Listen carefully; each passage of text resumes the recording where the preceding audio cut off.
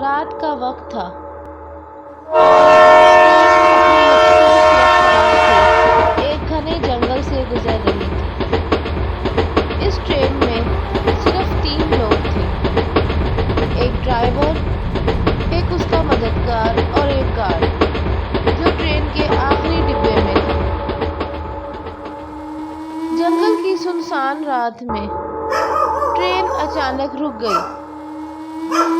Driver نے فوراً check کیا، مگر اندھیرے کی وجہ سے کچھ سمجھ نہ آیا کہ مسئلہ کیا ہے۔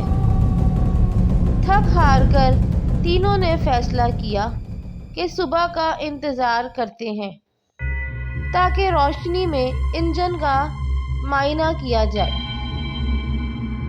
ڈرائیور اور اس کا مددگار ایک ہی ڈبے میں سو گئے، جبکہ گارڈ نے آخری ڈبے میں بیٹھ کر پہرا دیا۔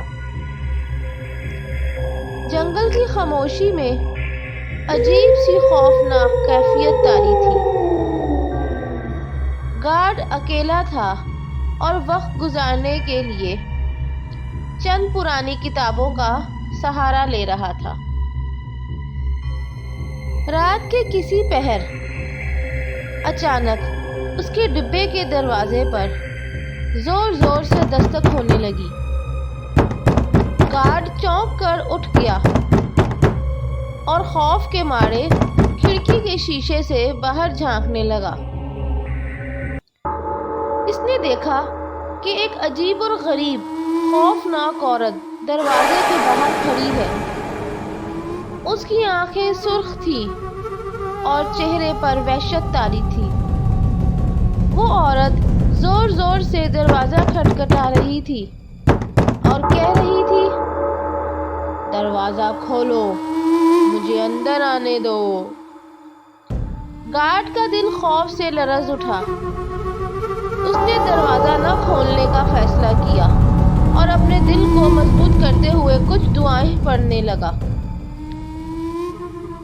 اس خوفناک عورت نے اسے ہاتھ کے اشارے سے کہا، یہ نہ پڑھو، یہ نہ پڑھو، مگر گارڈ نے دعائیں جاری رکھیں۔ کچھ دیر بعد وہ عورت چیختے ہوئے اچانک غائب ہو گئی۔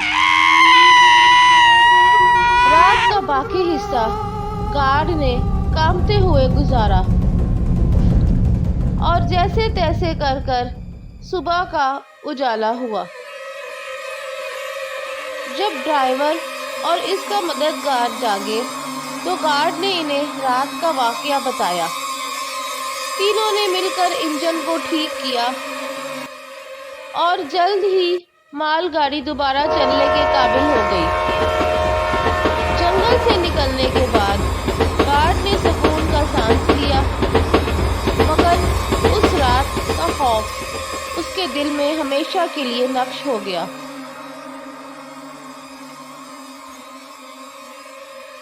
اس طرح کی اور بھی کہانیاں دیکھنے کے لیے شیئر، سبسکرائب اور لائک کریں۔